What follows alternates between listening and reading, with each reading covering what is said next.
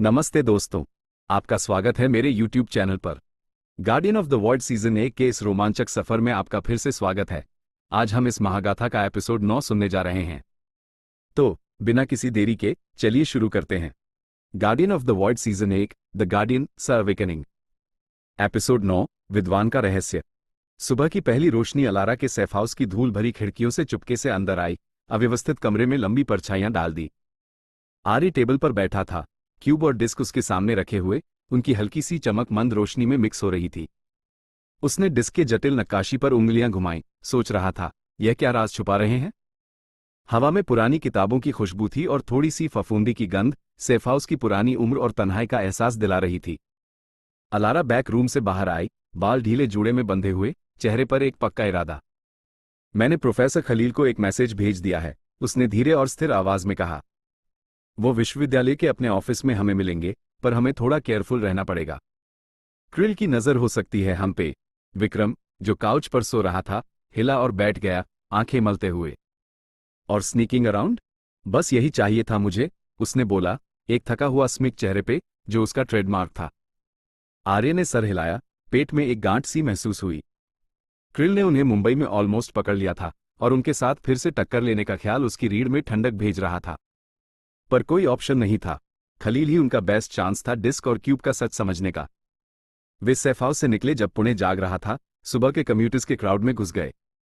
आर्य ने सर झुका के रखा, क्यूब उसके बैग में छुपा हुआ, उसका वेट एक कांस्टेंट टेंशन की याद दिला रहा था। अलारा आगे चल रही थी, तेज कदम, आंखें स्ट्रीट्स को स्कैन करते हुए क्रिल के किसी भी हिंट के लिए। पुणे उनके चारों तरफ खुल रहा था, रिक्शा की हॉन्किंग, मार्केट्स का शोर और पुराने कॉलोनियल बिल्डिंग्स का जादू। यूनिवर्सिटी आगे दिखा, सैंडस्टोन फैकेट वक्त से थका हुआ, कोर्टयार्ड्स में स्टूडेंट्स और स्कॉलर्स घूम रहे थे। एंट्रेंस के पास पहुंचते ही आर्य को एक अनइजीनेस का एहसास हुआ। लगता है क्रिल को खलील के बारे में पता है, उसने अलारा से धीरे से पूछा। उसने सर हिलाया, पर चेहरा सीरियस रहा। वो लो प्रोफाइल रखता है, पर हम रिस्क नहीं ले सकते। साइड गेट से चलते हैं। वे एक छोटी आर्चवे से अंदर स्लिप कर गए। कैंपस का सन्नाटा उन्हें घेर लिया। यूनिवर्सिटी की लाइब्रेरी एक बड़ी, पुरानी बिल्डिंग थी। दीवारों पे आईवी चढ़ी हुई, टॉल विंडोज सुबह की धूप में चमक रहे थे। अलारा ने उन्हें साइड डोर से अंदर ले जाया, एक कॉरिडोर में जहां सीरियस स्कॉलर्स के पोर्ट्रेट्स लगे थे, फिर एक छुपा हुआ विंग में जहां प्रोफेसर खलील का ऑफिस था। प्रोफेसर खलील का ऑफिस लाइब्रेरी के एक क्वाइट कॉर्नर में छुपा था, नॉलेज का एक छोटा सा मंदिर, जो बड़ी शेल्व्स के पीछे टक्ड अवे था। हवा में पुराने पेपर और इंक की थिक खुशबू थी, और कमरा आर्टिफैक्ट से भरा हुआ, एंशिएंट स्क्रॉल्स, पुराने मैप्स और छोटी छोटी चीजें जो भूली हुई दुनिया से आई थी। खलील खुद एक पतला सा आदमी था, 60s में, नीटली ट्रिम्ड बियर्ड और वायर रिम्ड ग्लासेस उसकी नाक पे टिके हुए। वो मैन्यूस्क्रिप्ट्स के स्टैक से ऊपर देखा जब वे अंदर आए, आंखों में क्यूरियोसिटी की चमक। अलारा, उसने थोड़ी सी हैरानी से कहा। मुझे कंपनी की उम्मीद नहीं थी। अलारा आगे बढ़ी, आवाज में इज्जत पर अर्जेंसी। प्रोफेसर, यह मेरे दोस्त आर्य और विक्रम हैं। हमें आपकी हेल्प चाहिए, एक अजीब सी चीज के लिए। खलील की नजर आर्य पे गई, उसके बैग पे रुक गई। अजीब कहते हो? वेल, यह मेरी स्पेशलिटी है। उसने डेस्क के सामने दो पुरानी चेयर्स की तरफ इशारा किया। बैठो, प्लीज। आर्य थोड़ा रुका, फिर डिस्क को बैग से निकाला और खलील के डेस्क पे रख दिया। प्रोफेसर की आंखें बड़ी हो गईं, वह आगे झुका, एचिक्स को धीरे से छूते हुए। ये तो एक्स्ट्राऑर्डिनरी है, उसने धीरे से कहा। प्रोटो संस्कृत और सिंबल्स जो मैंने सिर्फ इंडस वैली की केव्स में देखे हैं। ये कहां से मिला? हमें दिया गया था, आर्य ने सोच समझ के बोला, कुछ एंटिटीज से जो हम समझ नहीं पाए। लगता है ये क्यूब से जुड़ा है। उसने क्यूब दिखाया, उसकी ब्लू ग्लो ऑफिस के डिम लाइट में फैल गई। खलील का सांस रुक गया, हाथ थोड़ी सी कांप रहे थे जब उसने ग्लासेस एडजस्ट किए। यह एस्टोनिशिंग है। मैंने ऐसे आर्टिफैक्ट्स की कहानियां पढ़ी हैं, दूसरे रेल्म्स की कीज, पुराने ज्ञान के रखवाले। पर ये देखना, वो रुक गया, क्यूब को घूरता हुआ। हमें डिस्क पे लिखा हुआ समझना है, अलारा ने बीच में बोला, आवाज पक्की। शायद ये क्यूब का पर्पस बताए, और क्रिल को रोकने का तरीका। खलील ने सर हिलाया, चेहरा सीरियस हो गया। उसने डिस्क को स्टडी करना शुरू किया, अपने आप से मट्टर करते हुए जब वो पुरानी स्क्रिप्ट को समझ रहा था। मिनट्स लंबी लग रही थी, सिर्फ उसकी पेन की स्क्रैचिंग और क्यूब का हल्का हम सुनाई दे रहा था।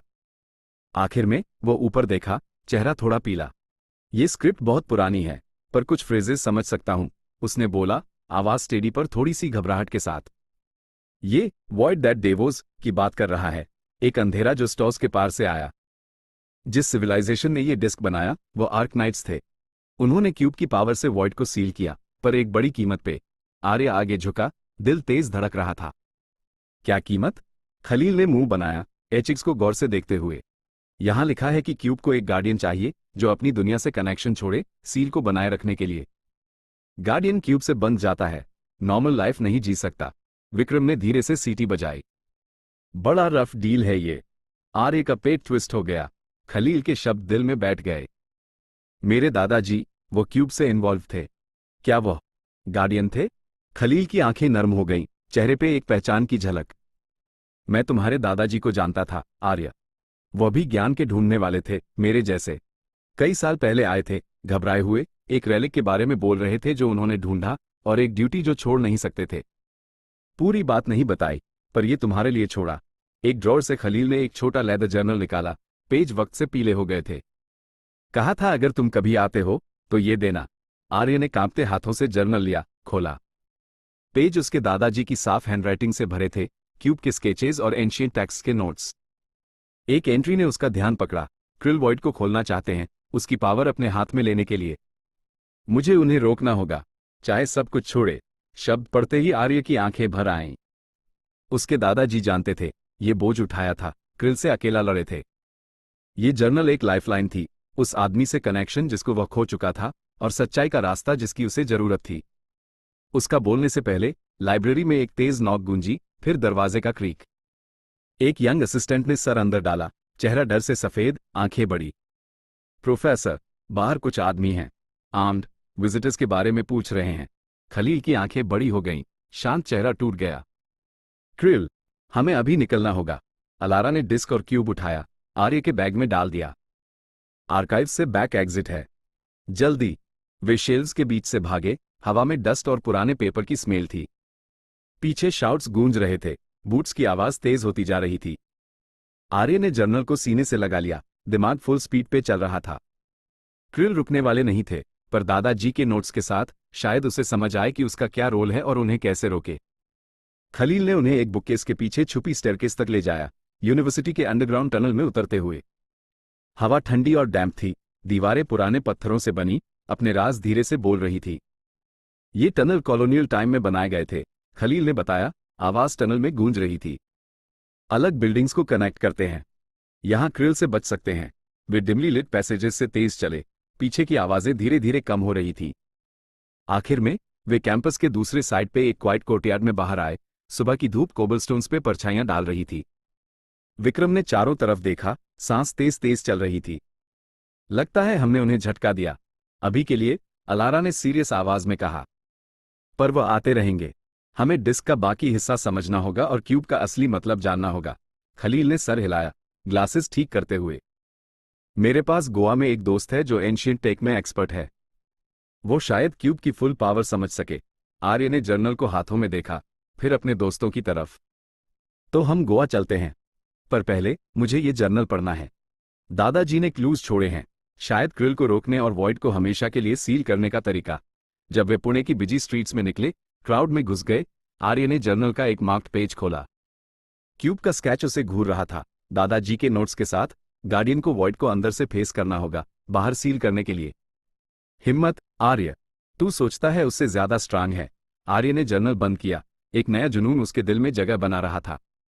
अब वह सिर्फ भाग नहीं रहा था, वह लड़ रहा था, अपने दादाजी के लिए, अपने दोस्तों के लिए, और उस दुनिया के लिए जो अभी तक खतरे को नहीं जानती। लेकिन क्या आर्य अपने दादाजी के नक्शे कदम पर चल पाएगा? क्या वो शून्य का सामना करने और उसे हमेशा के लिए सील करने की ताकत पाएगा? और गोवा में उनका इंतजार कौन कर रहा है? ये था guardian of the void season 1 का एपिसोड 9, विद्वान का रहस्य। गिट टाइम आउट को सब्सक्राइब करना न भूलें और ऐसे ही रोमांचक एपिसोड्स के लिए हमारे साथ बने रहें। धन्यवाद। अगले एपिसोड में क्या होगा? क्या आर्य, विक्रम और अलारा क्रिल से बचकर गोवा पहुंच पाएंगे? प्रोफेसर खलील का गोवा में रहने वाला दोस्त क्यूब की पूरी शक्ति को समझने में उनकी कैसे मदद करेगा? आर्य अपने दादाजी के जर्नल में और कौन से महत्वपूर्ण रहस्य और सुराग खोजेगा? शून्य को अंदर से फेस करना का क्या मतलब है, और आर्य को इस चुनौती का सामना कैसे करना होगा? क्रिल को रोकने और शून्य को हमेशा के लिए सील करने के लिए आर्य को कौन से मुश्किल फैसले लेने होंगे? इन सवालों के जवाब और आगे की रोमांचक घटनाओं को जानने के लिए गार्डियन ऑफ द वॉइड के अगले एपिसोड का इंतजार करें।